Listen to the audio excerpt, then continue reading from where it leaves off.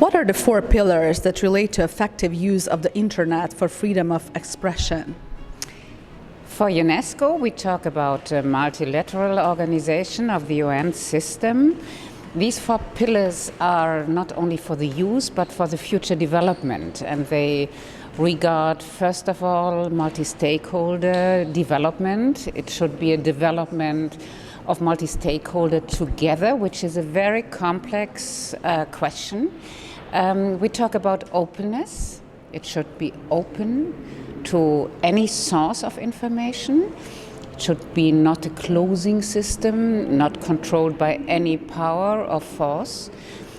And it should be accessible. This is a precondition in a way, because if it is not accessible, you can't use internet.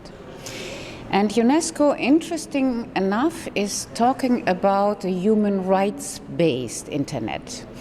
So we talk especially about Human Right 12 regarding privacy.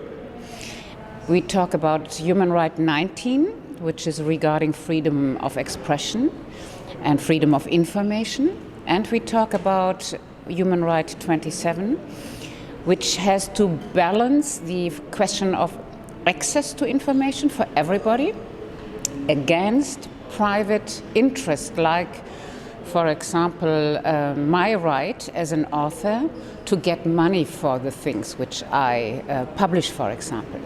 So you see, all human rights have to be balanced in the light and horizon of actual developments. For me, it is a wonderful concept. I worked for 20 years in a way at the side of UNESCO to develop this. I started in '87 with a first expert conference in Monaco to develop the first keystones of information ethics.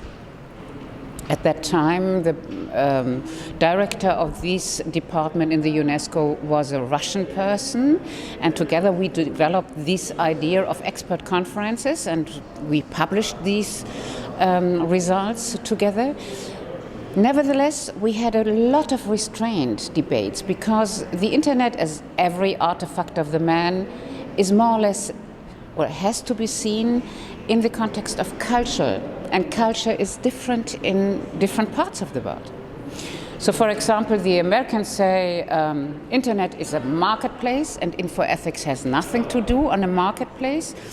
Whilst, for example, Chinese people say, no, we think we have to have rules and norms and principles, and perhaps we can agree on it, but they should be applied in the context of our executive power. So you see how different the situation in the world is, and it is really a step forward to have these four pillars meanwhile. But now it is up to every state, to every power, and every stakeholder, and every user, the civil society, to really work on that.